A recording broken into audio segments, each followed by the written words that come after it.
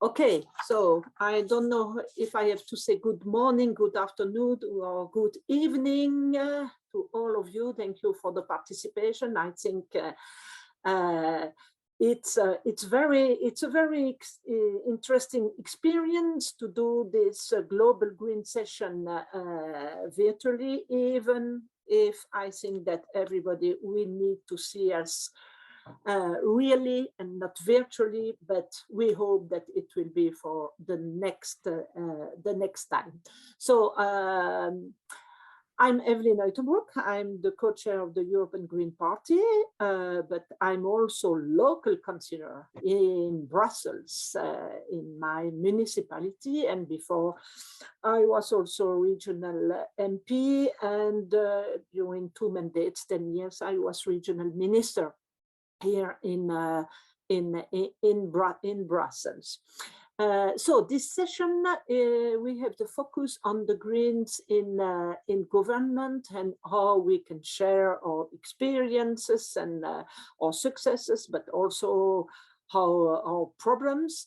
Maybe you know that the Greens now, we have a unique experience of coalition. I think it's the first time in Europe that we are in several governments. We are for the moment in 7 governments in the EU. It's in Finland, in Austria, in Luxembourg, in Germany now, in Belgium, in Ireland, and in Bulgaria. And outside the EU, we have 3 government where we are. It's also in North Macedonia. It's also in Montenegro and in Scotland also. That's for the national level. But I don't forget that we are also in government as mayor, as vice mayor, as president of region, in Länder, in some big cities. So it's important also to mention that, but because it's also a very important level. Today we will speak, of course, how we feel in our government, because we have also to underline that, and we say it several times, but we are not the majority of the majority in our government. So for the moment, and I say for the moment, we don't have a prime minister. We have to say that, but that will be the next step, I'm sure. And so it's sometimes difficult, and I'm sure that some of you will say it, to say to the citizen, to the public, that the government agreement is not the green program. And that sometimes we have to make also to have a consensus, to make some compromise. And so to be the minority in a majority, as I can say, can be, of course, an opportunity, but can be also a big challenge. An opportunity, but because we can prove that the Greens, we can go in a government, we are capable to make policies and being more visible than before, but it's also a big challenge because it's not easy to be vocal, as we need to respect also the coalition agreement. And also to be in a team, in a government, it's to be in a team, and sometimes a team with people that were also opponents or competitors during the campaign. So we have to know that we are a team, because also the people, they don't like when there are some struggle or fights in a government. It does not mean, of course, that we accept everything or that we deny all values, and so we have to see where is the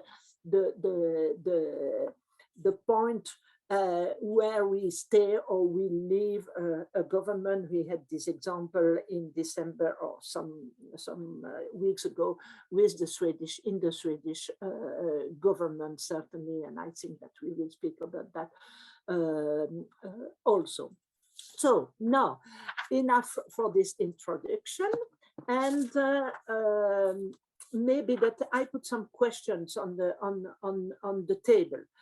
Probably that you can explain some words on the national context, also on the negotiations that you had with your partners, also what at the one moment influenced the decisions to go in a coalition, the role also of the party, because we are not alone, we minister, there is a party behind us. How you keep your party identity in a coalition government, or to make also compromises. And what's the more difficult, maybe thematic? Is it energy? Is it the question of refugees, for example? How you work also together, and also, of course, some success stories that you have. And after that, I shall explain also how now we begin to work all our governments together, and the role of the European Green Party and also the party in the European Parliament to try to make a coherence between all the governments. So we will begin with our first guest. We have 4 today. I shall ask to keep a 15 minutes presentation. So we have after that a Q&A session and a short conclusion. And we will begin with Leonor Gewessler from Austria. And Leonor, you are now Federal Minister for Climate Action, Environment, Energy, Mobility, Innovation and Technology. And before, of course, you were involved in the Green Party in Austria, but also in some NGOs and with the civil society. And so maybe you can certainly explain how it's going in your government, in your country, with different policies, of course, refugee, but for example, taxonomy today, what is on the table. And so, Leonor, maybe you can begin. Well, thanks a lot, Evelyn. Thanks a lot also for the very kind introduction to this debate. I'm super excited to be here. So good morning, good lunch, good afternoon, good evening from across the globe, whoever's listening today. I will try to go into a couple of these questions now in the next 12, 13, 14 minutes. I'm not sure I can answer all of them at once, but we have a Q&A session afterwards. So we have possibilities to actually follow up, and very much looking forward to your questions. So from a Green Austrian perspective on Greens in government, I think I will tell you a bit on how this coalition we are currently into came into being at all, what the challenges are, especially for a Green Party working in a coalition government with a conservative partner, but also highlighting what we were able to achieve in the last 2 years, because it's been a bit over 2 years. It was the 7th of January 2020 that I was sworn in as a minister and that this government started to work. The decision to form a government with a party that holds views that are sometimes really, really far from Green Party views was not easy. I can tell you, I was there for the negotiations. It was a tough process. But in order to understand how this happened, I think we have to look at the Austrian context back then, at the unique situation that Austria was facing in 2019, because in May 2019, the previous coalition, which was a conservative, far-right coalition, faced a huge corruption scandal, which brought the government to collapse. At that point in time, in May 2019, the Greens were out of parliament because we had lost all our seats in the 2017 elections. So we were forced to continue with really meager funds, with basically no structures at all, from outside of parliament. So in September 2019, when the elections took place, there were 2 big winners of these elections. One was the Conservative Party. They won big. They gained 37.5%, far ahead of all the rest, came in a very strong first. But there was a second big winner, and that was the Green Party, because we managed to get 13.9% after falling out of parliament the election before. So After not being in parliament for 2 years, this really was a major achievement. It was one of the proudest moments, I think, of our party. And it was, yeah, was just great to be back and to have this strong showing as a party. So 2 winners in these elections. So in Austria, how do governments come into being? Normally, the leader of the biggest party is traditionally asked to form a majority government of his choosing. So this resulted in lengthy talks in the beginning with 3 parties, and then in negotiations between the Green Party and the Conservatives, and finally into a government. We decided to actually form a government, and our program is called Out of Responsibility for Austria. This is the name of the coalition agreement, with a very clear focus. First, the continuation of a far-right conservative government for our country was a no-go for the Greens. And second, our focus is clear. Our country finally needed bold climate policy. It needed a party to work on safeguarding our judicial system, safeguarding democratic rights, safeguarding democracy as such. And we tried to achieve as much as possible in this agreement, and then of course in the work afterwards. But certainly, given these circumstances, and Evelyn already pointed to some of the major differences we have with our coalition partners every now and then in terms of migration policy, for example. This was certainly not an easy decision, and it was important for us to have the backing of the whole party. Therefore, also the most important, the governing body of the Green Party, the Bundeskongress, it's called, voted on the coalition paper, and also the future ministers and the state secretaries, and we got the 93% vote of this of the Bundeskongress to form the coalition. So this is how we got there.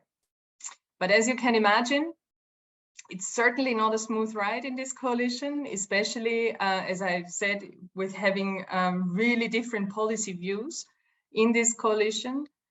So to begin, it's not only about, we had to build structures, we had to motivate civil servants in our ministries to actually go along with a new way of thinking, with new projects.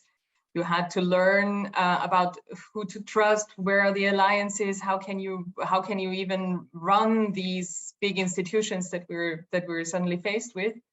But I think one of the central dilemmas of being in a coalition with a Conservative Party and having government responsibility for the first time for the Greens is certainly the level of expectation that is held towards us as a party. From our voters, from the climate movement, from NGOs, but also, of course, from the own party. They have very high expectations what you can achieve as a governmental party. And of course, climate action is a central part of our party's DNA, and the Greens oversee a very large ministry on climate action in Austria, which I'm very proud to lead, by the way. But the expectations, of course, especially in climate policy, were huge. Especially because in Austria, climate policy has been largely ignored for decades. So we have 30 years of talking about many climate policy, but in reality, nothing really ever happened. So big expectation for change from our stakeholders, and at the same time, a coalition with a Conservative Party that has very different priorities than we have, and that has stakeholders who basically work for no change at all. So in order to achieve anything at all, of course, this is a lot of tough negotiations. And in the end, the negotiation gives a result. And those results, sometimes they are compromises that lean more to the one side, sometimes more to the other. But at any rate, they are not 100% Green Party program. And this, of course, can result in disappointment. And of course, it's always measuring towards that what we all know is needed, but to push towards what's needed, that's our work in government, and to explain why we are doing and what we're doing and exactly why we reached the result that we reached, and to deal with this constant circle of expectations and maybe disappointment and expectation. We're very much focused on communications, and I think this is really a central part of our work, not communications in terms of press work or the like. Of course, this is part of the work also, but really seeking active dialogue with civil society, with the own party base, in order to really keep them informed what's going on, what are the discussions, what are the difficulties, why do we make decisions the way we do. We give them heads up if something's big's going to happen. We involve them in our strategic thinking.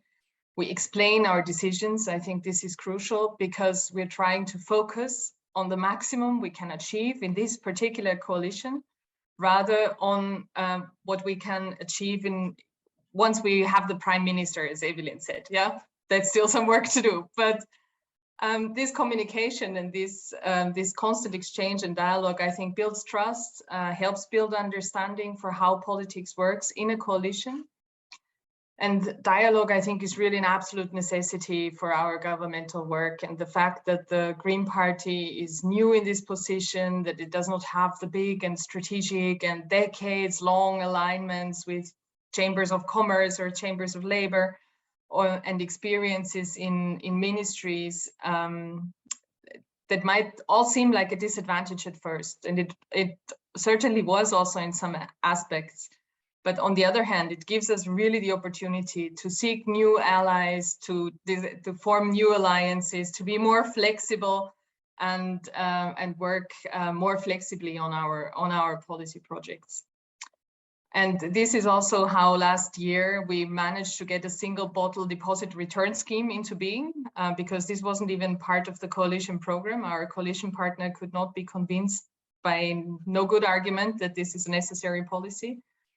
But we had major advantages that citizens were for this deposit scheme. First studies showed that a majority that we can only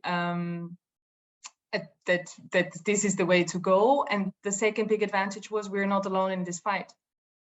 And so we could make new alliances with supermarket chains, with municipalities, with farmers associations, who all joined us in the fight against plastic waste and for a single deposit return scheme. And that was really, these alliances were really key in our success, identifying stakeholders who are on our side, building trust with them and doing this together. So we accomplished finally a long-standing demand of the Greens, which we weren't even able to include in the government program at first, but building up pressure with unexpected allies.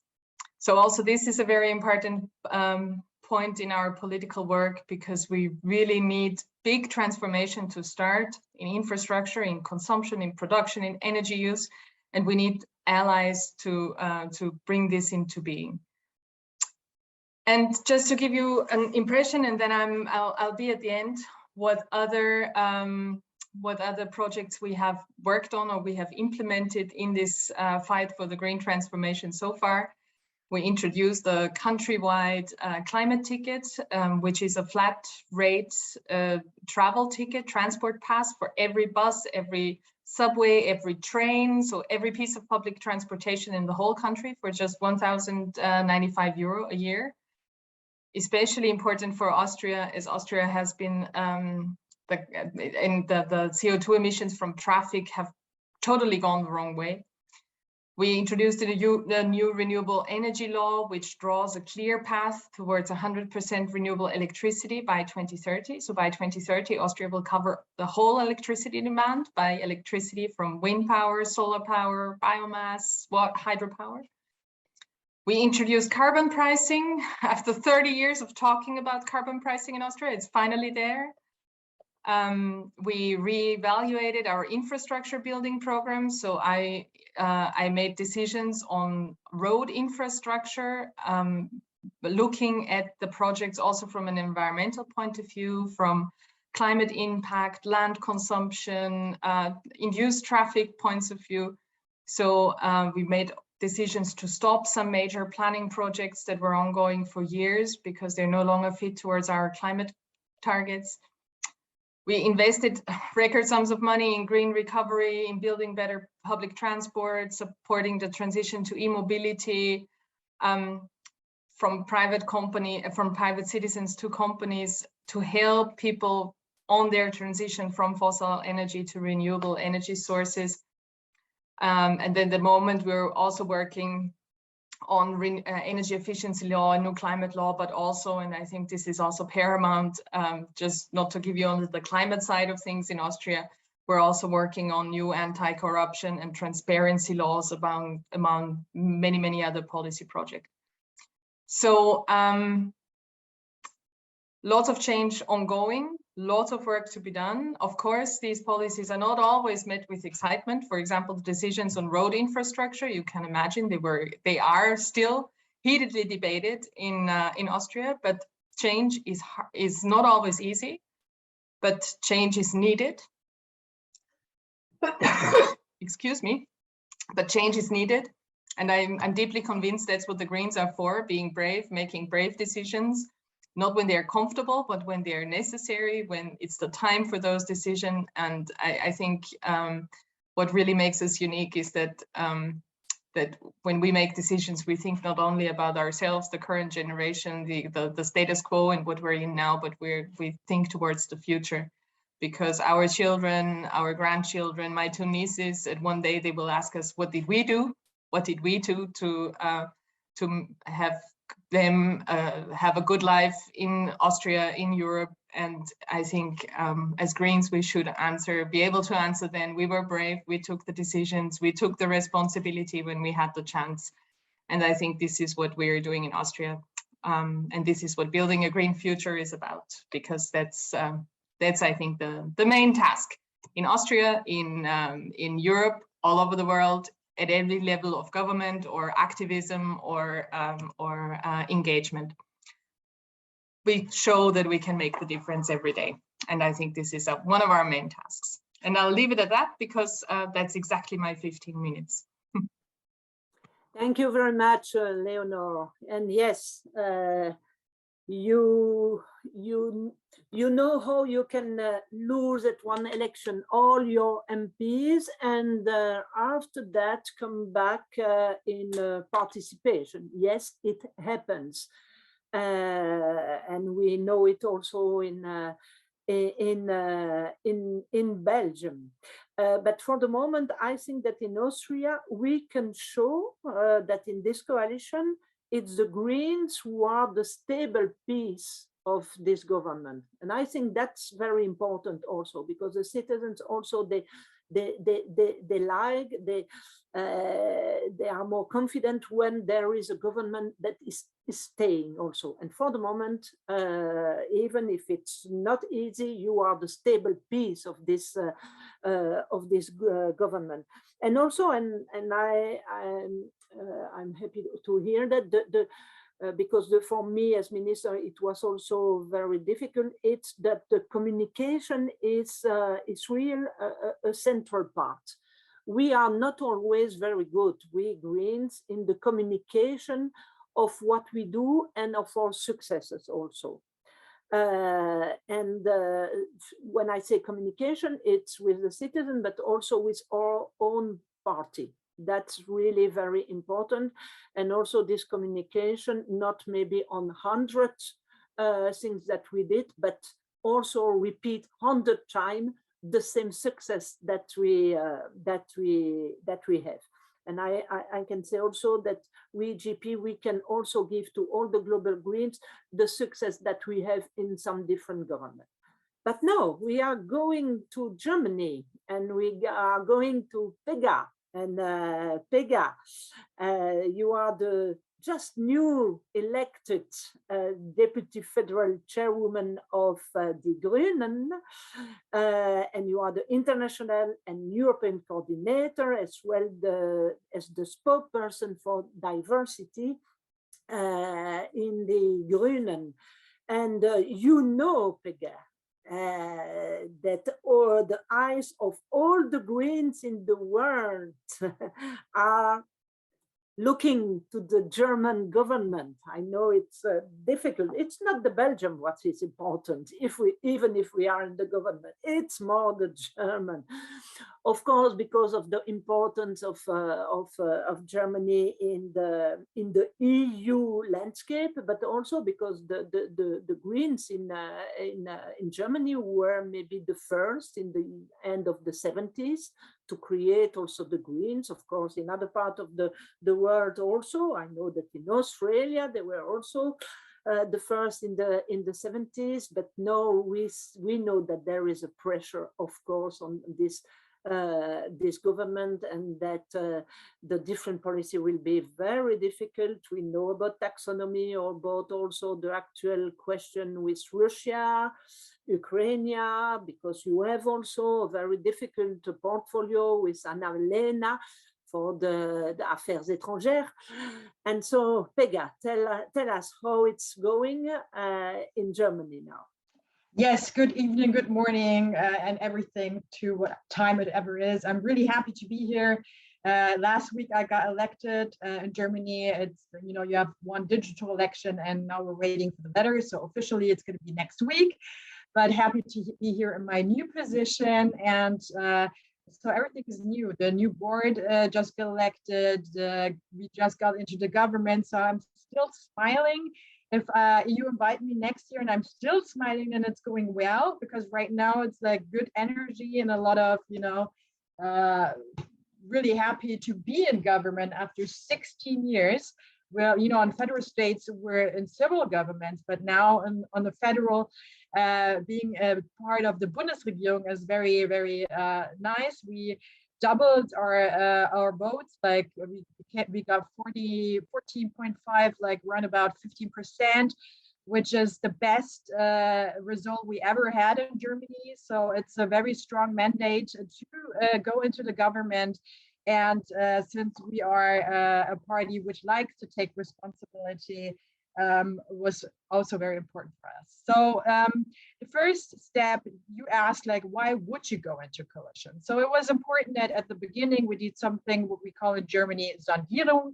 That means the parties get together and they see, do we have the basics to go into coalition negotiation? Can we decide on some basic goals that is you know, worth it to go into a coalition negotiation for 3 weeks? And we did that. And what also was referred of the colleague from Austria is that it's really important to ask the party members. We had a party, we asked our delegates, do you think that this paper is worth it to go into the negotiation? And the message was clear, was I don't know how much percent, but it was really high. So we went into the negotiations. I had the honor to also be a part of that. I was in the group of international politics, human rights, and development politics for the first time in my life to negotiate the coalition agreement for Germany. And yes, we are the party that wants change. We're the one that wants transformation, social and economically, and we're the most progressive one. So yeah, it's in some parts, it's kind of a bit, you know, painful, difficult that you have to make agreements and compromises. But I think that the result of the coalition negotiation agreement is quite good. First of all, we're not monothematic. Of course, the climate change is a big issue, and we were able to get very good results on that to 2030 to get exit out of coal, to increase a normally renewable energy, to be climate neutral, klimaneutralität, climate neutral, I think in English, to 2045. These were really, really important tasks that we got into it, but it's also that we, for us, it was important to have, you know, social political issues, like we're gonna strengthen the LGBTIQ rights, the rights of migration, people with from migrants and refugees. Children that are born in Germany can have easier the German citizenship. We're going to strengthen residency, and So these are also for us important, and in international politics and European politics, a clear agreement to multilateral politics. That means much less national politics than really standing for a strong Europe and standing for a strong UN, which is also really important, and a really clear, strong commitment to human rights, which was really also something that we had in common with the FDP, that we were really for a strong human rights compass. And so when we were finished with the agreement, we also had the vote of our members. The backup of our members was really important, and also the tableau, which ministries we took. We have the ministers that we have. We have agriculture, environment, family and equality. And what I think is really interesting is the economy and climate are now like one ministry by Robert Habeck. We have the first female foreign minister in Germany. We didn't have it all these years. We didn't have that. So Annalena Baerbock, and I'm really happy that when we negotiated foreign policy, we wrote that we want a feminist foreign policy and a feminist development politics. So good for gender equality worldwide. And yes, we have a federal commissioner for LGBTIQ for the first time, and a state secretary for culture. So these are, you see me smiling, very, very good results. And our members backed it up. And now my experience, since I worked as a political advisor for many years in the parliament, is it's not all about how do we deal with debates or difficulties, because you have to compromise, and it's also very true, there's high expectations. I see that our members also, or as a party, we want to back up the politics, because as Greens, when we extend renewable energies, the equality, the migration politics we need also a lot of the explaining. So there has to be there's not only debates which are difficult, it's also that the party really likes to back up the government. But of course, it's totally true that the expectations are really high for Greens. The whole NGOs and the civil society look at us, and since we're all very have high tasks and high goals, so I totally can underline that alliances, talking, a lot of transparency, a lot of conversation and cooperation is needed. And I also think it's that you can explain the public, when you go into the government, you compromise. But the Green Party speaks for a Green Party. So I don't have to explain every politics that the other coalition partner is for, and I'm not. So like, for example, I think you should invest more in, or you should do something for what do you call it, basic income, and our coalition partner doesn't. Just one example. So I think you can say it, like you can say it's still a Green position. It's still something that we would like to fight for. And the next time in coalition negotiation, as strong as you're as Green, as more you get into the coalition agreement. So I don't think it's really bad if there is also some positions of the Green Party which might be different. But also what I think is important is that politics needs more participation. It shouldn't be all on the people who are in government. So you need a debate inside of the country about which future they want. And when it shouldn't be all on the shoulders of those who are governed, in the government. The people should discuss with them, have more chance to participate in making politics. So that's, I think, the way to go forward, and to have to not to have it all on our shoulders. That's what I think. Yes, so far for me, and if there's questions, we will hear. Thank you. Thank you very much, Pega. Yes, and we have read this agreement in Germany. It's quite a very good agreement and very close from the German Green Program. But it's true that then it provoked big expectation also and pressure from not only the people who vote for us, but for all the society, and that's really not easy. You were speaking about the link with the party and also with the group in the parliament. Because being a MP in the majority is not always very funny. It's more easy for an MP to be in the opposition, of course, than to be in the majority, where they have to follow the minister, of course.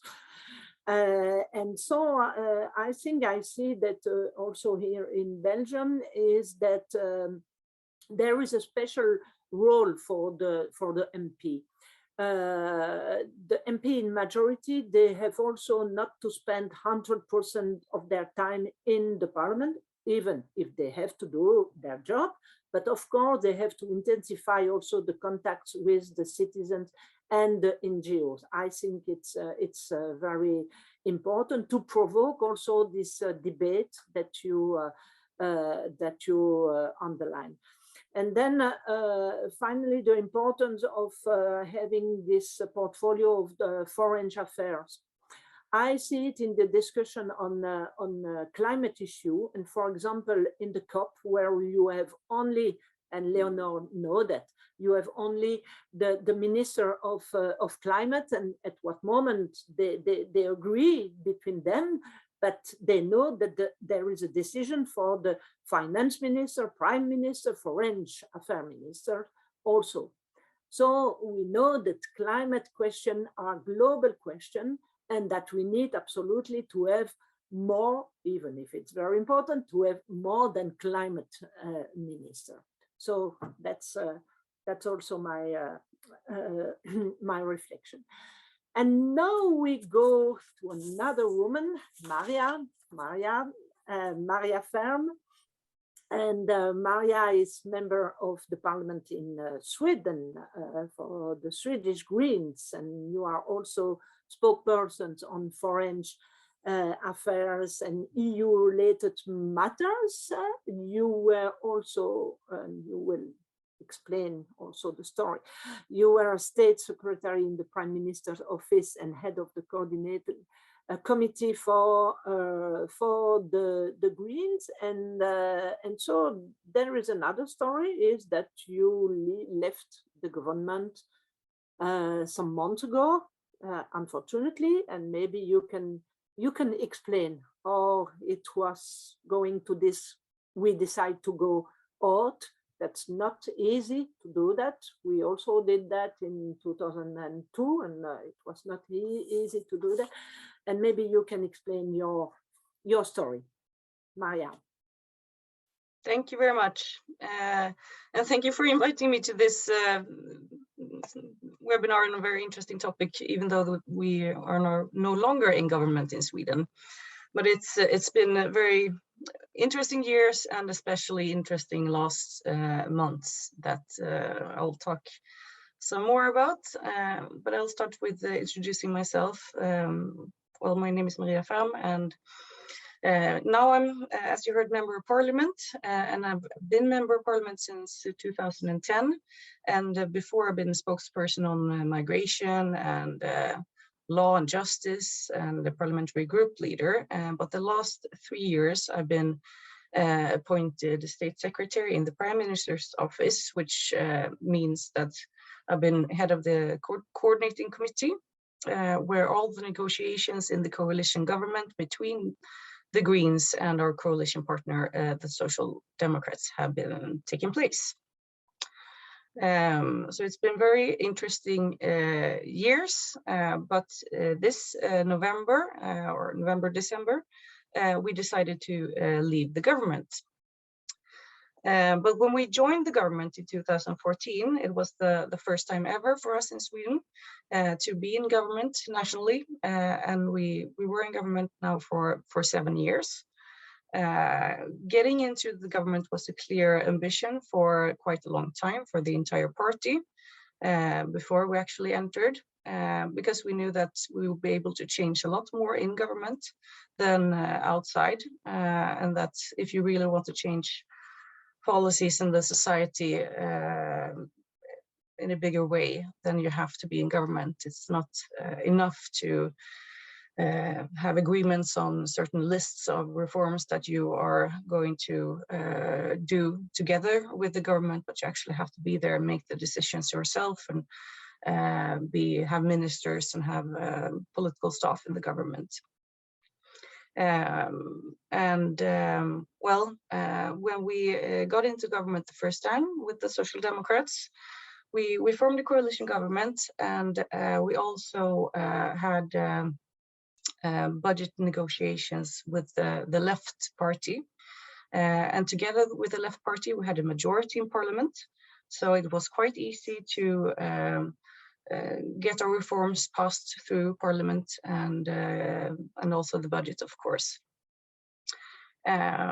We were able to do a lot of reforms, enormous budget investments on climate and education and many other things. But we also had some extremely tough compromises, both on environment and climate, but also on migration and human rights.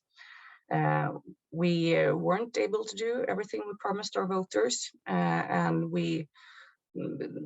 one of the things that really was one of the toughest things for the party was that we were pretty much forced to tighten the migration policy or refugee policy because of the pressure from practically all the other parties, including our coalition partner, the Social Democrats, who would have done it anyway and probably kicked us out of the government if we hadn't gone forward with it. But it was very tough. It was one of the toughest compromises for the party after 2015. And it was also one of the first real tough compromises that we did in government, which also often is the toughest one.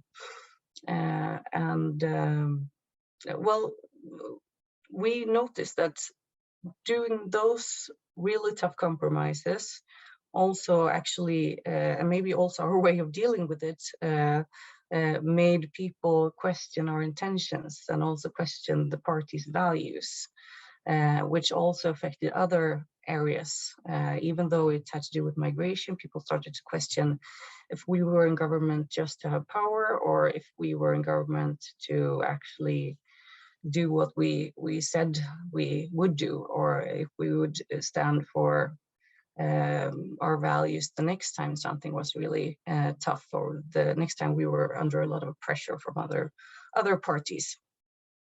So the voters became increasingly insecure on whether they could trust us, and it was actually a problem for us even a couple of years later in the next election. That was one of the things that people said was one of the reasons why they didn't vote for the Greens in that election, that they were insecure on what we stood for, and also conflicts within the party, which was another thing that we dealt with, especially the first time we were in government, or the first 4 years. We had several conflicts within the party, concerning the compromises that we did, and they were also widely reported in the media, that also had a negative effect on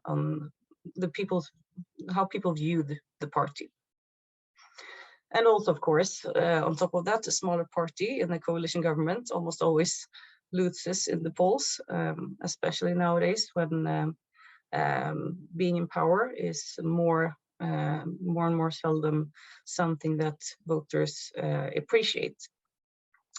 But still, a large majority of the party was in favor of continuing in the government after the last election 3 years ago.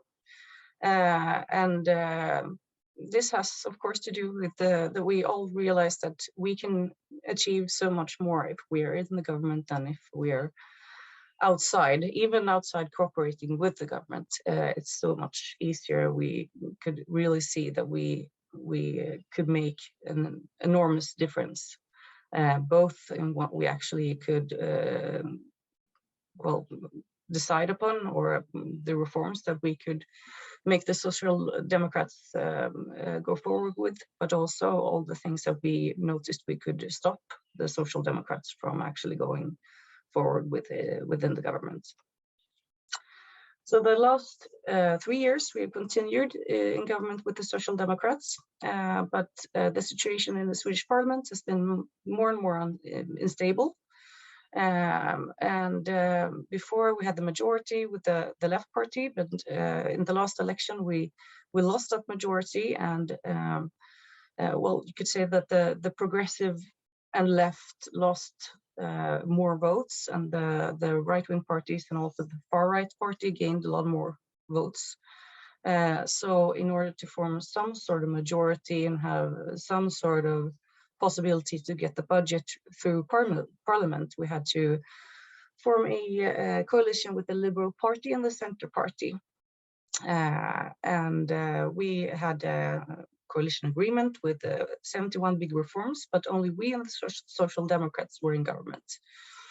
And it's been a mix of both liberal reforms that they wanted, and also, of course, green reforms and others that we have wanted.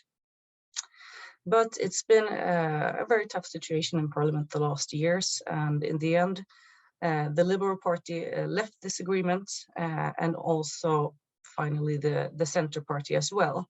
And they instead let the budget get passed, which was negotiated between two conservative parties and actually the far-right party, the Sweden Democrats. And this happened in November this year, and when that happened, we decided that we couldn't stay in government. We couldn't rule on a budget that was negotiated by the far-right party, the racist party, the Sweden Democrats, and do the reforms that they had passed through parliament and be responsible for that. So we decided to leave the government, and the Social Democrats stayed. So now they are in government and on their own, and we are in opposition.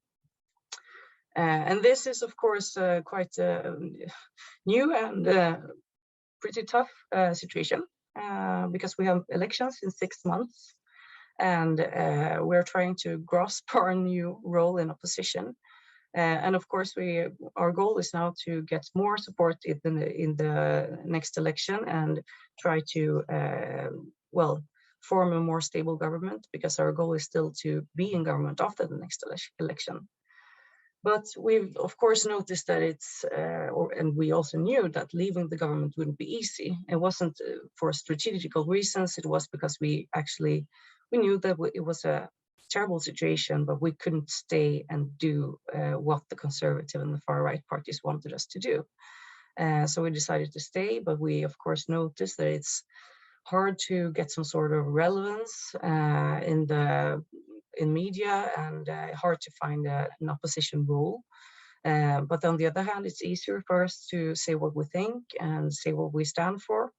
And it's very clear for the public all the things that we should have been able to do if we were still in government, and all the things that the Social Democrats now are passing through parliament, which we until now have stopped them from doing.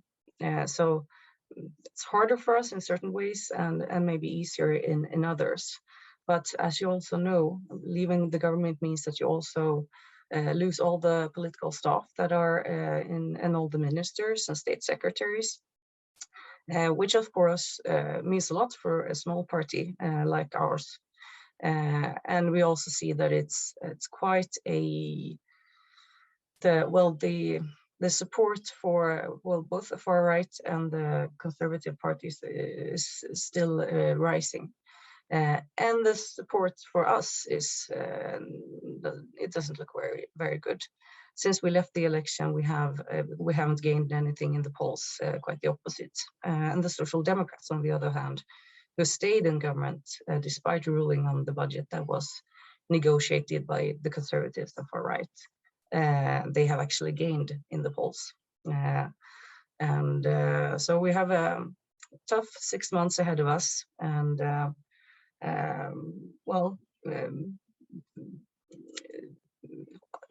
on one hand, completely new situation, but easier for us in when the elections are coming up to actually be very clear with who we are and what we strive for.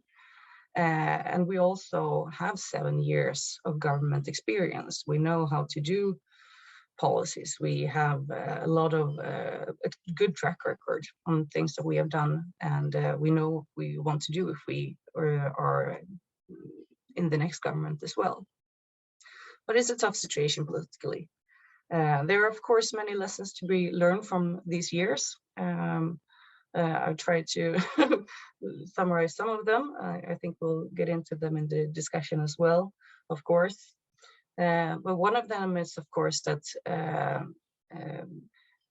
compromises is, of course, a very tough thing, and you cannot do very many. And if you do some that are really, really tough, it's something that will also, you have to work with it for a couple of years, because it will affect the party and how people view the party for a long time. And especially if there are a lot of conflicts and fighting within the party, because it's one of the worst things for voters, because they get insecure and they get confused and they really don't know if they can trust the party or not. Another thing that I really learned is that if you have problems in one way, you can't. Well, it's politically impossible to solve a problem in the society in one way. There is always another possible way. Maybe it's a bit longer and it's a bit more complicated, but there is always another way forward to the solution or to the thing that you want to change in society. And it's also very important during all this time to not just go out and defend the compromises that you do within the government, but also not be afraid of standing for what you think for, proclaiming what you stand for as a party, and be very clear with on that. Also very important not to stop with the policy development within the party. And as someone else also said, to really have a good connection within the party. Talk a lot to each other. If you're in government, there is very instantly a big distance between different parties or different parts of the party. And you really have to have good contact with all the different parts to have support and understanding for the compromises that you do. And also, of course, supporting when you do something really well, that you really need other people to understand what you have done and how it happened and how hard it was maybe to convince the coalition partner or the other parties that to do what you wanted to. I also think it's very important through all of this to think about diversity, both when it comes to ministers, state secretaries, and all the politically employed staff. That they represent both different parts of the party when it comes to views, but also when it comes to geography, especially in Sweden, north and south, age and ethnicity, etc. Because you really need a diverse group of people working in government, and otherwise it's really problematic. Also, from the beginning, really need to think about the working conditions for all those people who work for the government, because at least my experience is that working for the government is 10 times more exhausting than working in parliament. It's really extremely tough. especially if you deal with a lot of crisis, and there's always crises, and you have to have good working conditions, and we'll think about that from the beginning. And also, if you want to leave, it can of course be unstrategic, and you have to really think about it. But for us, it was very important for us that it was not because of strategy, because that is just that can only fail. If you want to leave, you know that you know it's a tough thing to do, and then you have to also, in order to have the whole party behind that kind of decision, you have to do it for a real reason, not because of strategical reasons. You have to do it because it's something that you are convinced is the right thing to do, even if it's a hard thing to do. I think that's my 15 minutes. Look forward to the discussion later. Thank you very much, Maria, to bring all these elements. And as you say, I know it's very tough to be in a government, to be a minister. And one example, and Leonor can attest, is that and certainly during the pandemic, when you are a health minister, minister of health, as we were in Austria, as we are in Brussels, it's very difficult. And our minister in Austria resigned also because it was very, very hard. The pressure in the government, the pressure of outside, and so we have to take account of that.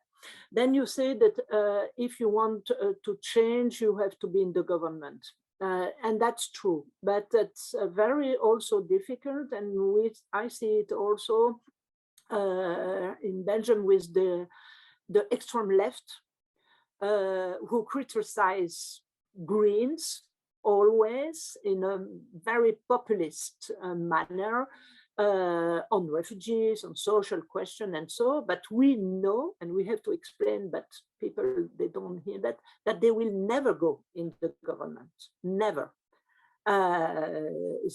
Yeah. Then the very crucial question, and certainly we will come back on that, of the far right for the moment in Europe.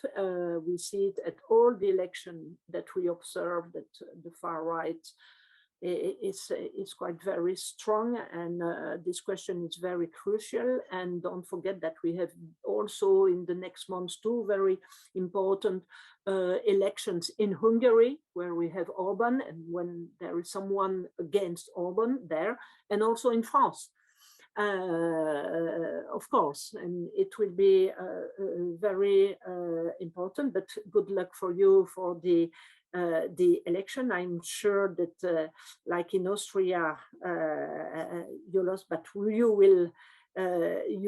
will certainly come back. I hope you, and I can say that from the European Green Party, we are ready to support you and to help where we can do something. Before going to Mark,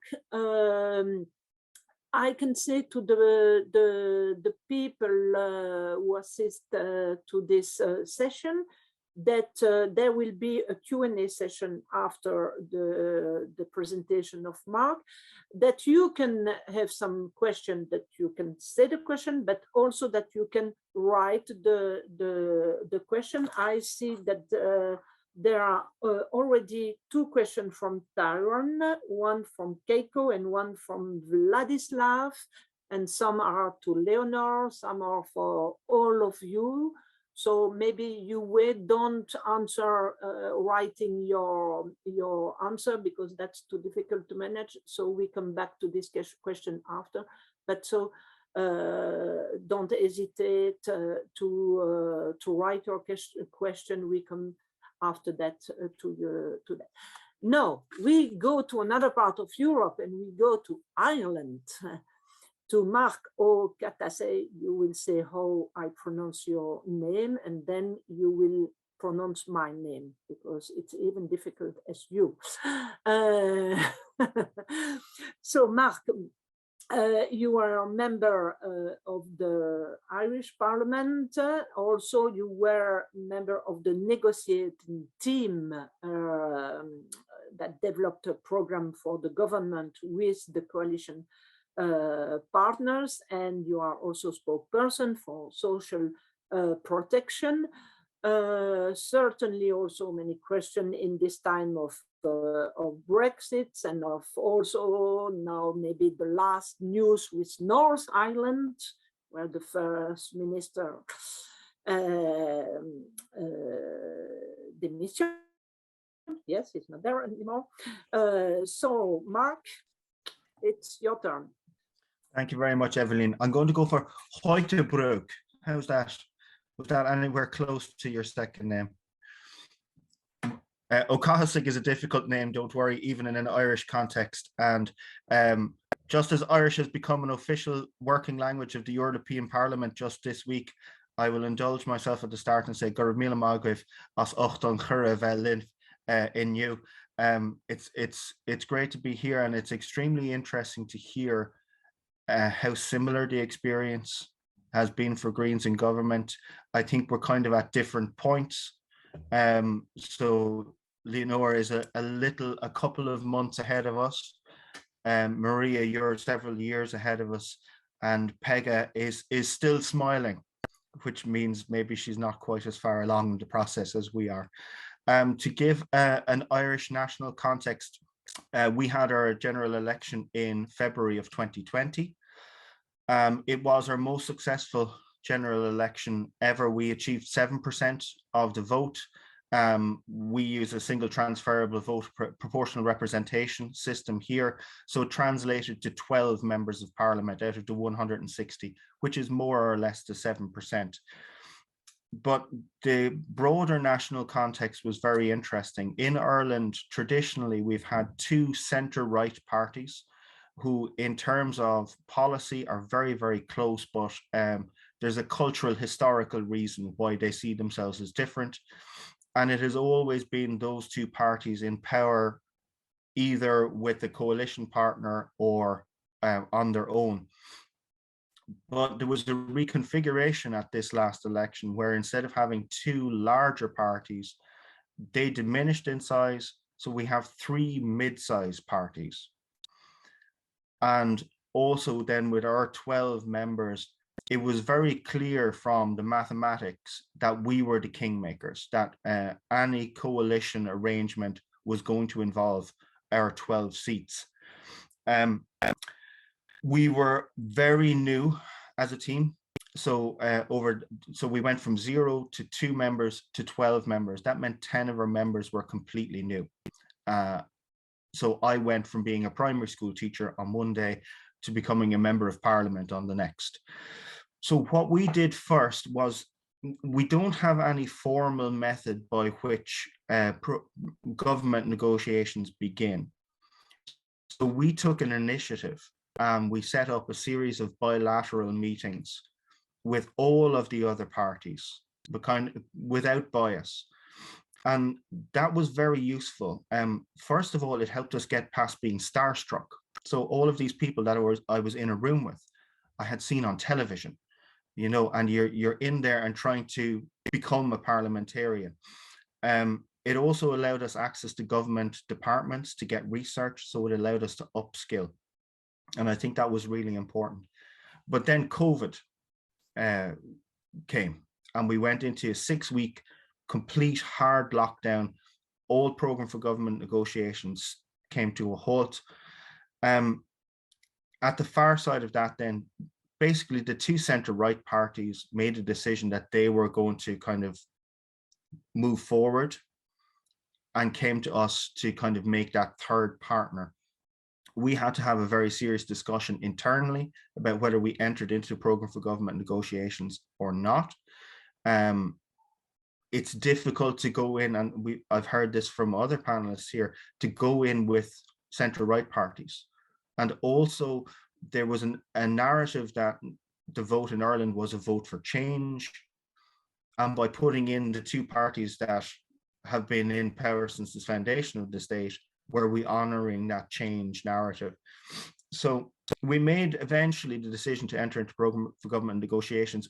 We actually took our time about that. We were quite slow. We made sure that the parameters, so kind of some of the red line issues, we took those off of the table before we even entered into program for government negotiations. The most important, I think, was the climate ambition. So we've set out 51% reduction in emissions by 2030 as our central climate ambition. And we kind of said from the start, if you're not interested in talking about that level of ambition, we're not interested in talking. So even before we walked into the room, and I think that was very useful. We entered into extremely detailed program for government negotiations over a 6-week period. Because we were in with two centre-right, quite conservative parties, we knew that it wasn't just the climate agenda that we had to negotiate. We also had to negotiate the social agenda, that we were going to be quite different from our government partners on that. And then after the end of 6 weeks and finally getting over imposter syndrome and being used to being in a room with people with a large amount of experience, we came out with what I still believe is a very strong program for government. Under our party rules, we had to go to our membership and have that voted on. We needed to clear 2/3 majority, so 66%. We in fact got 76% support, which is a very clear result, a very clear mandate.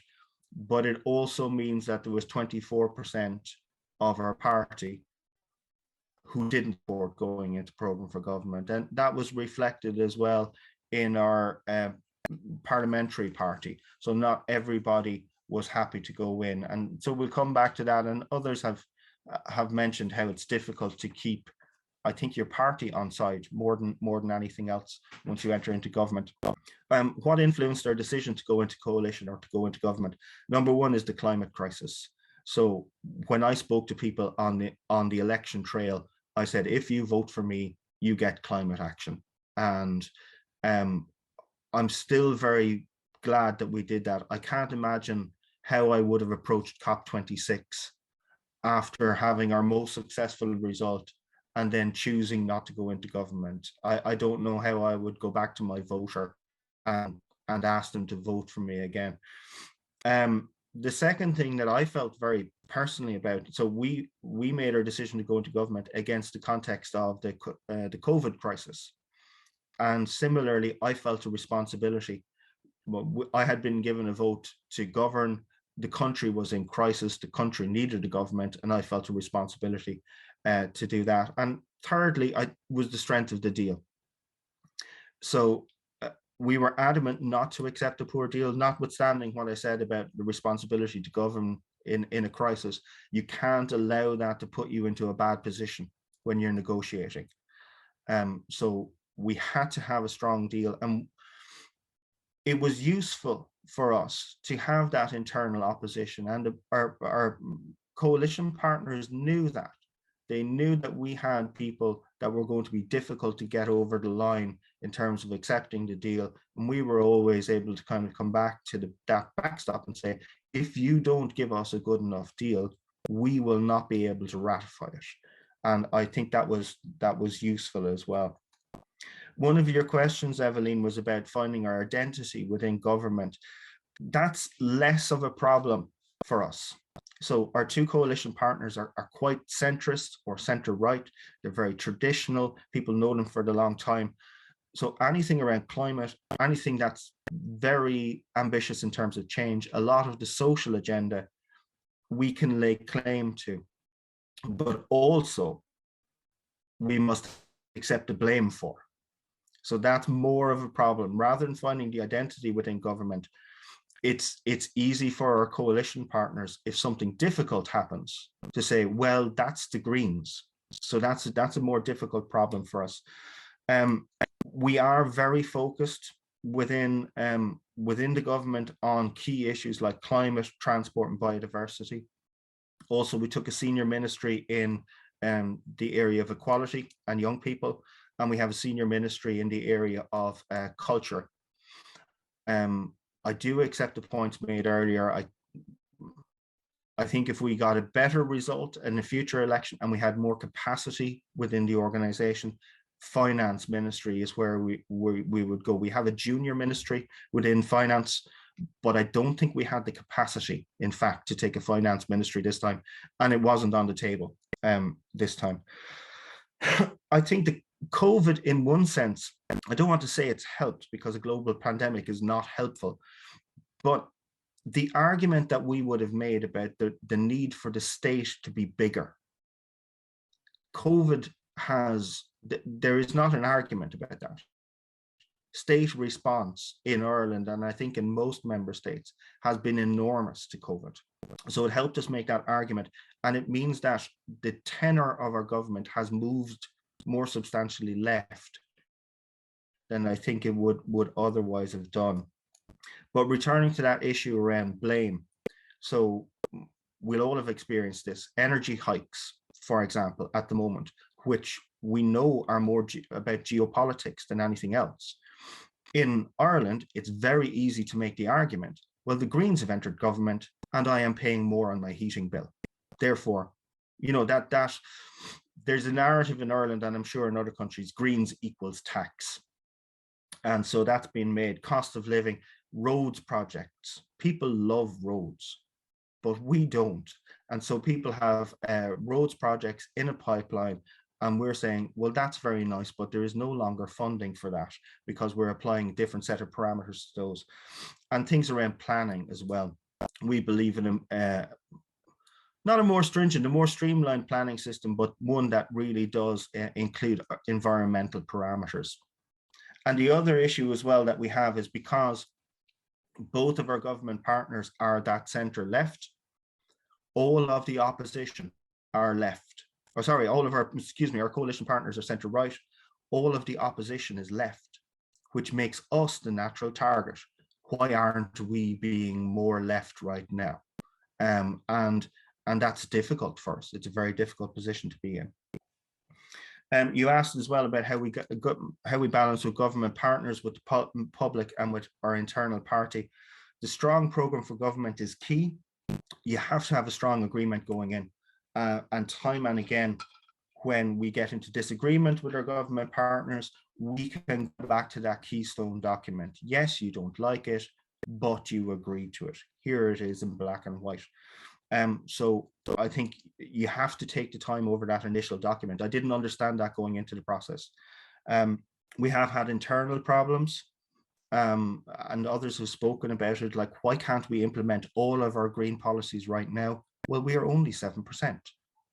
So we can't do all of them. Give us 50%, 51, 55%, and we will absolutely be more ambitious. But that's difficult to convey to our members. And in the public, first of all, the attribution of blame is very easy. The second thing is, I think green policy is always about nuance. It's about detail, it's about scientific basis, and it's about hard decisions we would prefer not to make. I would very much like to have a large steak and fly to Lanzarote for a holiday. I would much prefer the climate crisis wasn't happening. So I'm telling people hard decisions all the time, and that's difficult to sell. How do our green ministries work together? I think that's something we should work on. It's been really useful for me to listen to everybody else's experience today. I'm very conscious we've scaled up significantly. It took a long time for us to even get our heads above water. I think a lot of the green wave that swept through Europe, we're all in the same situation. But I think having that wider international network is important. I know the European Council of Ministers, green ministers get to meet each other, but I think there's more scope for us to be a unified European force. We see that working in the European Parliament. And Evelyn, you asked me to point to some successful policies. We got a landmark climate act. It's widely acknowledged to be one of the best. 51% decarbonisation by 2030, full decarbonisation by 2050. Of course, delivery of that is the key thing. We've come up with a marine planning framework. We have a huge offshore resource, particularly when we begin to develop floating offshore wind resources, but we had no planning framework at all to allow that to happen. So we now have a marine planning framework. We've introduced cost rental model a cost rental model, which was unknown in Ireland. Obviously, Leonore, you'll know a lot about that. We tried to model it as closely as we could on Austria. We didn't get all the way there, or the Vienna model. We've rebalanced transport spend, so 2-to-1 in favor of public transport over roads projects. That's not very popular. We've hugely upped the investment in active transport. We're looking at well-being measures as a way of budgeting in the future to begin to open up that discussion about how do we move past a growth model and a GDP model in terms of measuring our economic success. We've had key equality wins, a complete step change in heritage and biodiversity funding, and a very ambitious retrofitting program. But now we have to deliver. We've done a lot of legislative work in the first 18 months. We really have to focus for the second 18 months or however long the government lasts on delivery. We have to make sure that delivery is something that people feel in their lives, because I think when you knock on a door and ask for a vote, you have to be able to tell a person a story about how their lives have been changed by the Greens being in government. And I would say it's a quote from an Irish politician from a different party who said that the worst day in government is better than the best day in opposition. Now, it doesn't feel that way because, of course, it's much more difficult and much more pressurized to be in government. But we have delivered more in our first 18 months in government than in the previous decade of speaking from the edges. It's much more difficult to do it. It's a much more difficult choice. It's a much more pressurized place to be. We will at some stage face the type of decision that Maria had to make in Sweden. We know that. But I don't regret for a moment the decision to go into government and to try and achieve the policies and actually live them out through our government. Thank you very much, Evelyn. Thank you, Mark. And I'm happy to hear that you don't have a regret to go to the government. But so some reflection on what you say. Yes, the finance minister. I know that in Pega can say it, in Germany also they had a candidate to be the Green candidate to be a finance minister, but yes, the discussion that it was not possible. What you say also, we are not the majority of the majority, but give us more support and we will be stronger. That's really a key point. Then also the Greens in government, it's now since 1 year that we, GP with the group, we work really on discussion between the different ministers. I think it works. It doesn't mean that they all have the same point of, yes, as Green they have the same point of view, but not always in the government. So the Council of Environment, sometimes the Greens have not the same position. We will see that on taxonomy, but we discussed before. And that's also very important. And then to show to the public that you are a team in the government, it's very important. Also, not only between Greens, but with the other minister. I can give the example of what I did on Alliance, Employment and Environment that I did with the Prime Minister and with the Minister of Economy, who were from the Socialists and Social Democrats. We did it, the three of us, during 3 years, and it was really a win-win operation. And that also it's very important, but because the three ministers had interest that it works. And so really the citizens have a positive view on this kind of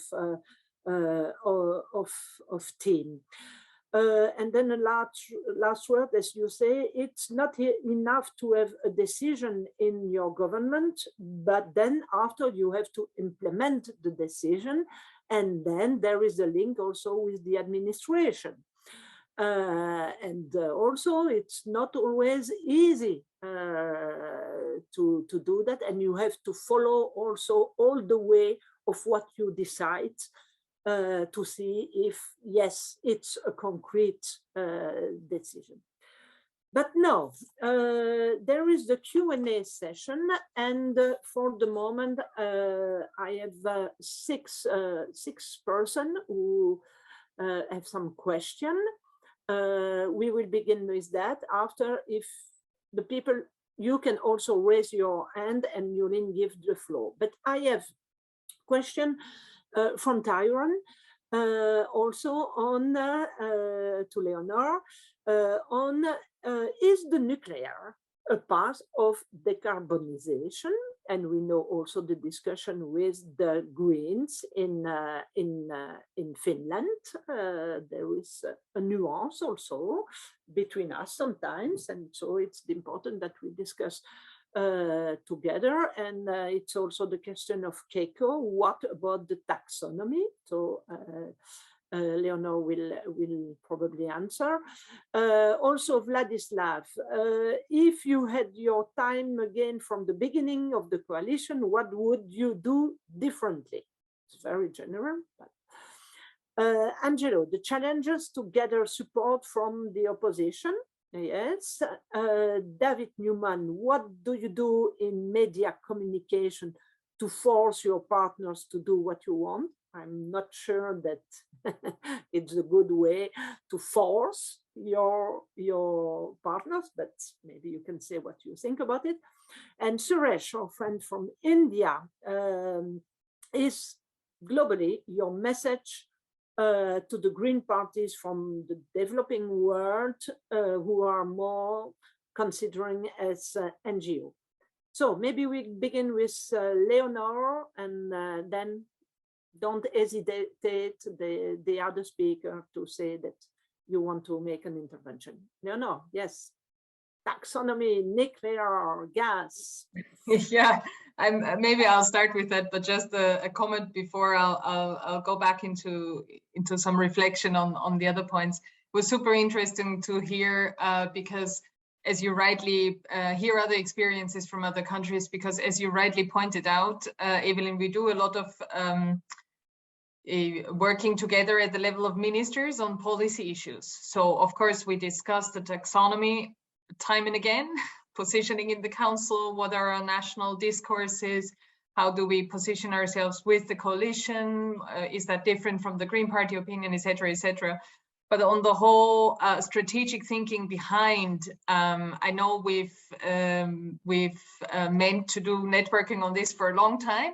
Listening to this round of exchange, I'm sure it's definitely worth it, but that's something I think we have to keep in mind moving forward, because on the party positioning, the Irish experience compares in many ways to the Austrian experience. But what did we nationally conclude from that? That we have opposition from the Social Democrats, yeah. So it was super interesting to hear that, and I'd be happy to continue the discussion. But on the taxonomy, I think sometimes I think we have a misunderstanding in the debate what the taxonomy is about.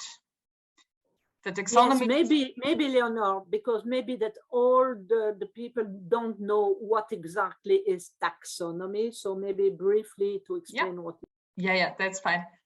The taxonomy is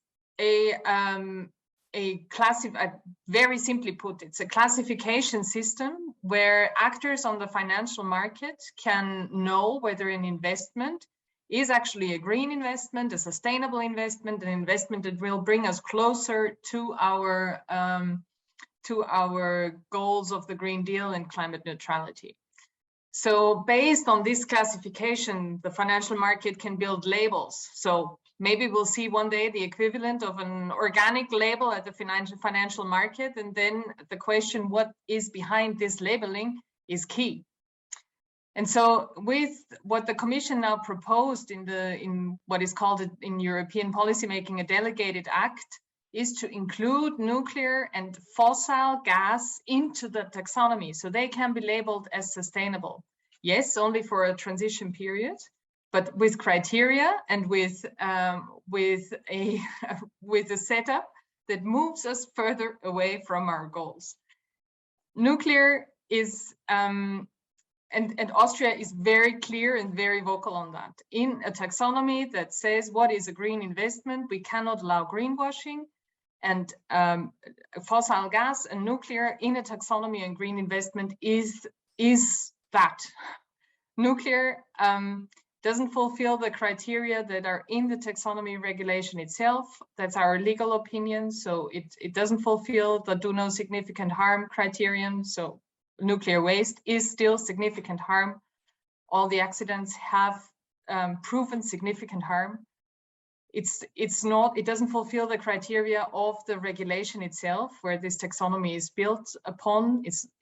It cannot be seen as a transition technology in terms of the regulation.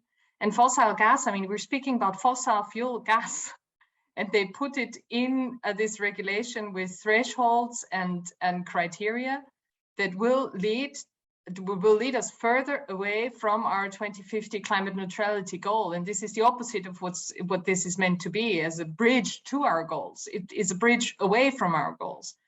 And so this is why we are so clear.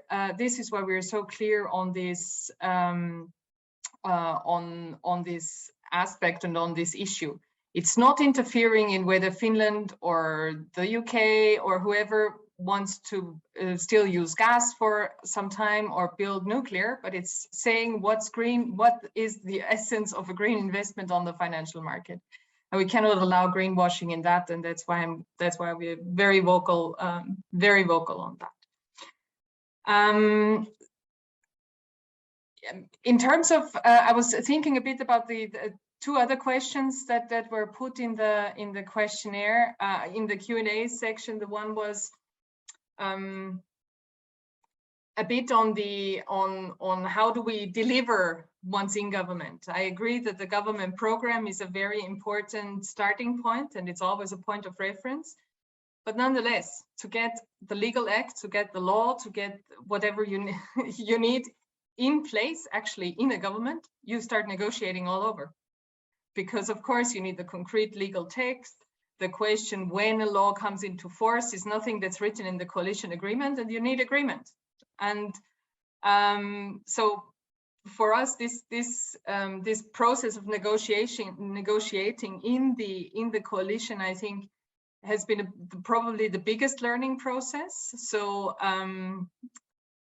because where do you start a negotiation? How much time do you spend in which part of the process, and how much better we got in the last months to put ourselves also in the shoes of the other coalition partner, to understand what would be acceptable in which way for whom, in order to actually then finally reach an agreement. Because it's in the coalition agreement, yes, but I need agreement by the coalition partner to get it into a law. And I think the whole dynamics and mechanics of negotiating, I think this is where we really learned a lot. And media work will not be able to constantly to be you cannot do all the negotiation in media. Let's put it like that. So it will not as a standard way of working. So just going out and saying we want, it will not deliver on the actual content. Of course, you need to explain, you need to build consensus among the public also for your policy.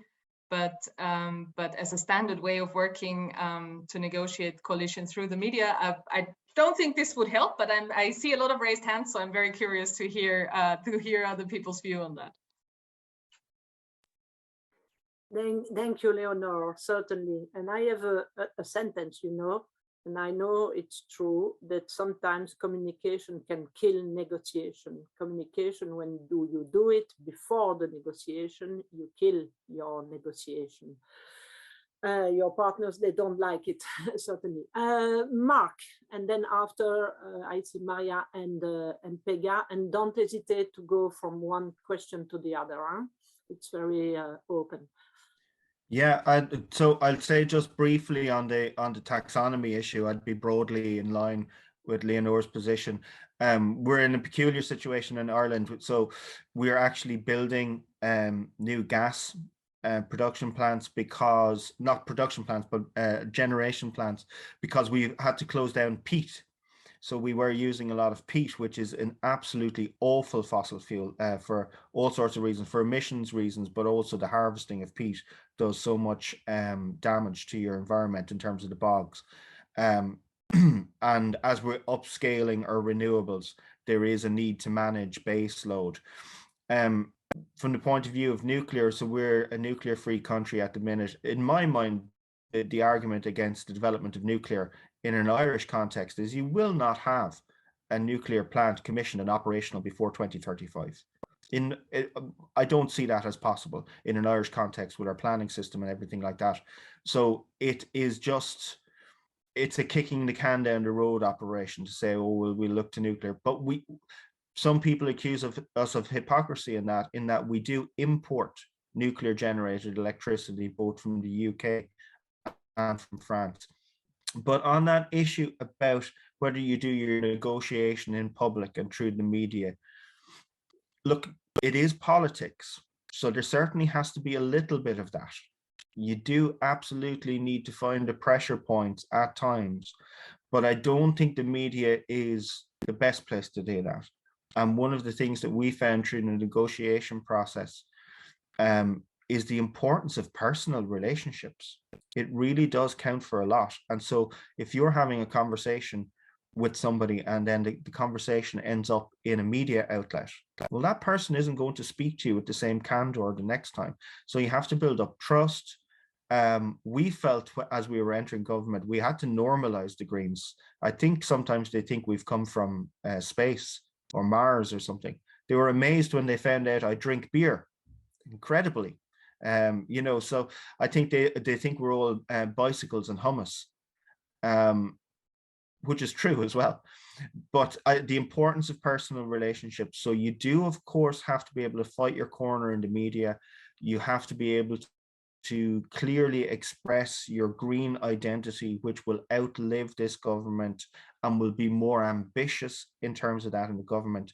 But you do also have to cultivate personal relationships. If you can't make a personal relationship with the people that you're governing with, you are not going to have a successful government. So you have to find a way to find middle ground, to have difficult conversations that don't wind up in the media, and also a way to depersonalize the argument from the person. So to try and build up a personal relationship with the person and realize they disagree with you. And that might be okay as well. So, and I certainly wouldn't point to Dominic Cummings as something that we should be aspiring to as a particular personality for forwarding our political process. Thank you, Mark. You are right. The personal relationships are very, very, very important. Also with the people of the other parties in your government. One word on the nuclear. We are on the same point in Belgium, and the decision must be taken in the next month, because we want, and we have the energy minister, federal minister, in Tine van der Straten from Groen, and to close nuclear installation, we have to install new gas installation for a certain period, and there is for the moment a big fight in the government, even if it's in the government agreement with the liberal, who want absolutely to continue nuclear. So it's the fight now for the next months, and there was this question how to reconcile the difference of opinion on nuclear. I'm not sure that we can do that. I think it's a very old debate, and there are experts from one side, the expert from the other side, and I'm not sure that we can we arrive on a general agreement on this question. Now, Maria, and after that, Pega. Thank you. When it comes to the taxonomy, we Greens are against that nuclear energy and fossil gas should be labeled as sustainable. It's not sustainable, it's not secure, of course, but we still have I'm in contact with the Finnish Greens, trying to understand their position and at least to try to be able to discuss it. And also, of course, but the one interesting thing is that the Swedish government had the same position as we, or our position was the Swedish government position until a month ago when the Social Democrats changed the Swedish position in the government. So now Sweden, the Swedish government thinks that nuclear should be labeled as sustainable.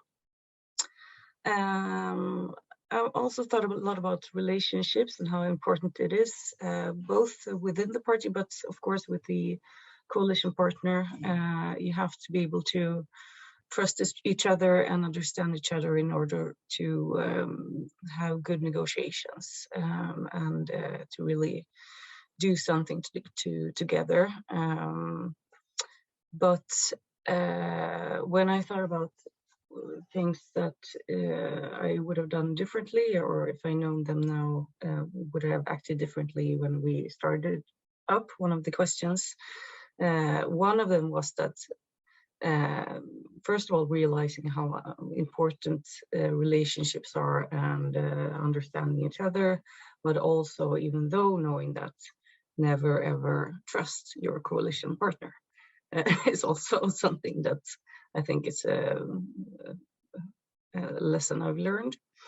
And also I think that we, from the beginning, should have been tougher in negotiations.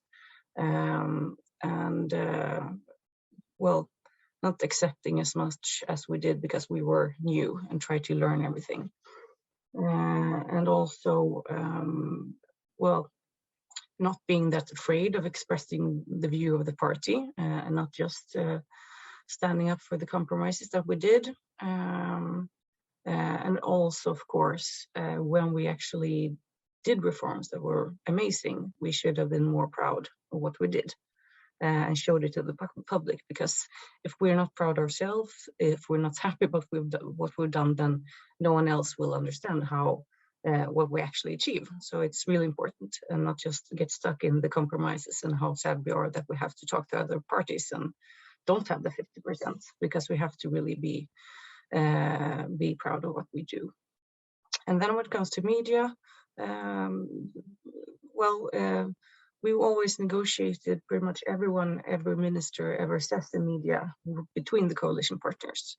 Of course, that doesn't always work, and sometimes ministers say something that is the complete opposite to what we've agreed on in the coalition government.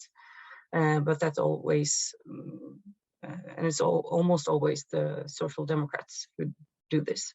But it always, leads to serious discussions within the government, and sometimes also political consequences. Like you said, it can absolutely affect the negotiations, not only leaks, but also if someone says something that's not what we have agreed on in the government between the coalition parties. Thank you. Thank you, Maria. And now, Pega, certainly also taxonomy will not be easy for Germany. Well, as Greens, we nuclear, it's about labeling, and nuclear is not sustainable, and we're not gonna, and we're quite clear on that. So this classification is not our position. So I don't know how difficult it's gonna get, because I think right now as a party we're clear on that. And yes, I think since the expectations are so high, sometimes we forget to be proud of what we achieve. And when we leave, people realize how much better it was with us in the government, and they should have been a bit nicer to us. And also, I don't think you should do force politics through media, but I think both things are true. Like, you can't confuse people with too many different positions. That's true. They need some orientation. But also, I think it's okay to say, you know, a party doesn't have to defend all the compromises. Like also for the other parties, they don't have to take my position. Like, they can say, okay, this was a compromise, but as the German party, but we also have if it was just us, we would have had another opinion, or it would have been going in that direction. I think it's okay because people understand that. They know that in governments you make compromises. As a party, you have a different position. So I think you should talk openly about that. India and NGO, I saw something in the chat that it's really difficult. And since one of my really important topics is global democracy and working against shrinking space, I think you have a point there. We really have to see that and parties, green parties, activists, and in other countries have to have their space to do politics, and we should always talk about that, refer to that in international negotiations, and especially see why a party is considered as NGO and treated like NGO. And especially in India, we know NGOs have really difficulties to work. Yes, so I think I talked about 3 points. Did I miss something? No, then I would say I give up to Mark. Okay, and think about the last question for this session. Maybe is think about it. Your message for the green parties from developing world who are considering as NGO. Maybe also to give your meaning about that. Mark? Thank you, Evelyn. I just wanted to return to the issue around media, and something I think is going to be a really difficult issue for the green movement worldwide is the power of social media and the fact that traditional media is being bypassed. And we know that in a social media context, a simple message is what cuts through. And we Greens aren't great at simple messaging. We're much better at complex and nuanced policy discussion. And I have a phrase that I used to describe one of the opposition parties. It's all sweets and no dentists. And of course, the Greens are the opposite. We're very much the dentists. Of course, who do you need when you have a toothache? It's not more sweets, but sweets are easier to sell. And so I do think it's a big problem for us as Greens, and that idea of post-truth, and the fact that, you know, we still find ourselves making the case for climate change because people still put climate change deniers up against us and say, well, refute those facts. Those aren't facts. You know, that they're some nonsense being peddled on a social media platform. So that's a big challenge for us. I suppose returning to green parties in the developing end of the world, one of the things that we didn't do great in terms of COP26 is that climate financing piece. And I think what we need to look at in the developing world, well, we need to focus on the SDGs as a really cross-cutting way of moving forward with international development, but we also need to talk about how we support developing countries to completely bypass that fossil fuel stage of development. And so we absolutely need to help them invest, and we need to be talking about how we do climate financing to help them just completely bypass that. I suppose Ireland has a very short history of terms of development. We've come from relatively undeveloped to a developed country in a shortish space of time. But I think so we have to take that experience and use it to commit to what we can achieve in the outside world. I know for a fact that our place on the UN Security Council owes in large part to the votes of small island developing states. And I think we should vindicate those votes through our actions, not just in the UN Security Council, but in the international context more widely. Thank you, Mark. I like your comparison, even if I don't think that to be a dentist will attract a lot of people. But exactly the problem. Yeah.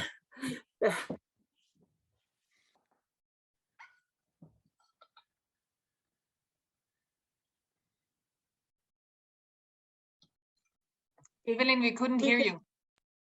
Okay, you hear me. Yes, there is a question from David Newman. No, from who? No, from Ben Ryan. And I can answer. How can green political family grow outside party politics, more green political foundations? And it's really what we do in the European Green Party. I always say that we are really a galaxy, and Global Greens are included in this galaxy, but we work constantly with the Young Greens, with the FIEC. We work with the group at the European Parliament, of course, but we work also with the GEF, the Green European Foundation. This Green European Foundation is also working with each foundation in each party. And for example, we have a committee with the European Green Party every month, and there is someone from the Young Greens and from the foundation and from the group who is assisting also to our committee. So we can always make this coordination, and all the events that we organize, we try to do it also in coordination with foundation or with the Young Greens, like what we will organize in May with the local councillor in Valencia in Spain. There will be also concrete participation of the foundation. So it's a real galaxy. So maybe this last general question to our speakers, and we will conclude there. How can green political family, your message for the green parties from developing world? So maybe a general message. It's sometimes and very often difficult in some countries to be green, and certainly more than Europe, because the situation, because the political situation, the historic situation, the different also context, and so what will be your general message to our friends from Africa, from the Americas, from Asia Pacific, for example? Who will begin? Pega. Well, no? yeah, because I did for a long time global justice politics for the Greens, and I work internationally, and I think it's so important that we learn from each other, support each other, and have a connection to each other. So I used to work a lot with Global Greens, and then I had a little break, and now I really want to work more with the Global Greens to see how we can support each other.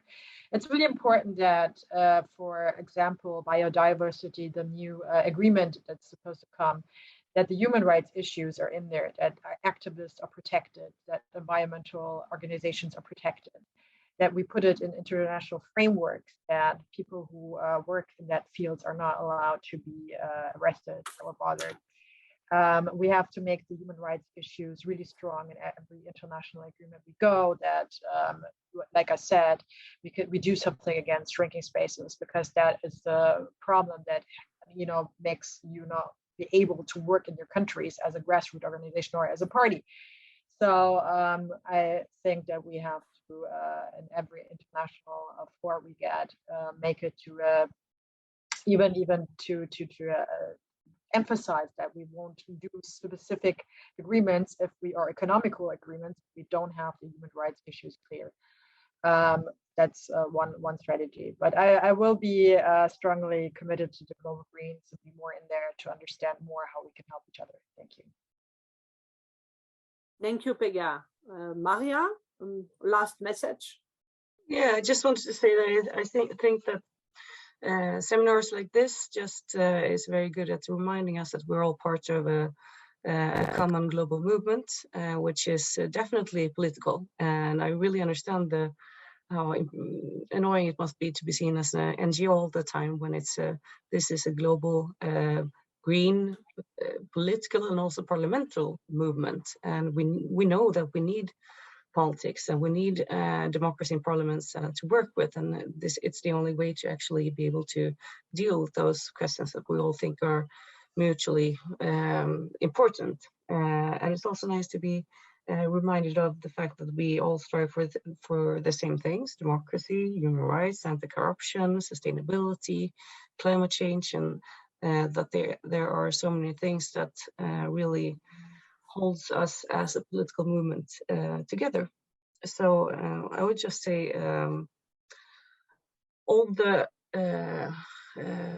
best wishes to you to do the best you can the next couple of years. And then also I hope we can have a seminar like this in real life the next time to actually be able to meet, because that's also something that's extremely important nowadays, to not just see each other digitally, even though it's good that this was arranged. So thank you very much. Good luck to you all. Thank you, Maria. Mark, and then Leonor, and then I should conclude. Yeah, thank you very much, Evelyn. It's a very difficult question. I mean, our country is post-colonial. We have colonial history as well. And so it's very difficult to say to a developing country who has had a great deal of asset stripping historically to say, well, you're not entitled to development in order to come up to our living standards. So there's a huge issue around climate justice here. And that's what I was saying about, we need to look at climate finance. We need to look at that issue of damage and loss, which wasn't well dealt with in COP26, and I think should be a real focus for COP27, which will happen in the developing world, will happen in Egypt, because it's not equitable to say, when I know that my per capita emission is so much higher than somebody who lives in India or in Africa, it's not fair to say, well, you need to make changes as well without seeing your living standards improve to a level that's consistent with mine. The bigger issue or broader issue in many contexts is the electoral system. Here in Ireland, we have the single transferable vote. Without the single transferable vote, if it was a first past the post system, for example, in the UK, we would have elected, I think we had one TD that topped the poll, was the highest representation, and you still wouldn't get that. You wouldn't get that follow through, as we have some very good people in the UK system, but it's so difficult to make an electoral breakthrough there, and then so difficult to form a part of government. So that's a much more difficult issue. How you help somebody go from an NGO status and into a politically representative system, I'm afraid is maybe too difficult a question to tackle with 6 minutes to spare. Thank you, Mark. And Leonor, 2 minutes. Thanks a lot. I can add on what Mark said. It's always difficult to give a standard recommendation, but I think from looking at my personal history, I was head of an NGO before I joined politics, and the history of the Green Party in Austria. I think that to get acquainted with this, what are different roles, what is different in the role, what is different in the forms of action, and how key participation in election and candidates in elections are. I think this is something that probably unites us all across the world.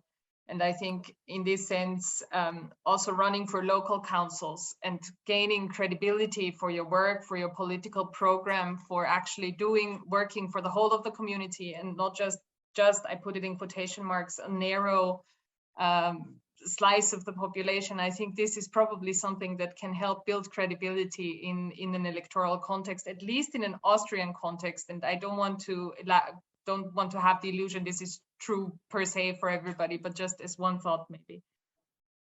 Really looking forward to continuing the debate. I think it was a really interesting debate. Lots more to discuss on communications and how to square the circle between party positioning and defending a compromise, for example. But Mark said earlier that in our faces you could see how long we were already in government, and that Pega was still smiling. So I'm still smiling after 2 years in government. It's an extremely privileged position. It's really such a wonderful task to fight for what we all stand for and for what we all work for.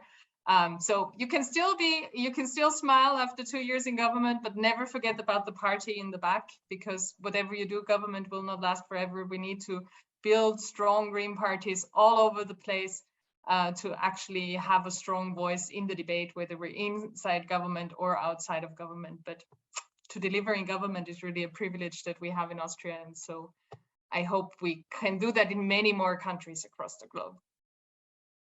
Thank you, Leonor, and keep your smile. So to finish, also maybe some places or rendezvous in the next months where we can meet also with the Global Greens. There exists a group of parliamentarians of the world. It's Elizabeth May from Canada who lead, I think, this group. And so there is always an opportunity to make a seminar also with all the MP that we have, because we have some in the world. Then another one, we organized together with the Global Greens, the Green Hub in Glasgow for the last COP. The next COP will be in Egypt. And so we begin for the moment in the GP to prepare that, maybe also with the African Greens. It will be difficult in Egypt. It will not be the same than in Glasgow, of course, but we will try also to do something with the Global Greens in Egypt. Three, we organize our Congress, EGP, in December. And I think that we will also have a working group with the Global Greens during this Congress in December. And then, of course, there is the next Congress, the Congress of the Global Greens, I hope in Korea next year. So other opportunity where we can meet physically and where we can discuss. So I'm very happy also of this session, and I want really to thank, of course, the speakers, but also the people who work behind that, and certainly Bob Hale from Australia, who is the co-convener with Gloria from Dominican Republic, the two conveners who were working on that, with also their team, not big team, but thank you very much. And also thank you to Yolene from EGP, who was working with the with the Global Greens. You don't see her face, but she is behind the Connecting for Green Action. Thank you very much, Yolene, and thank you to all of you around the world. Thank you very much, and bye. Take care.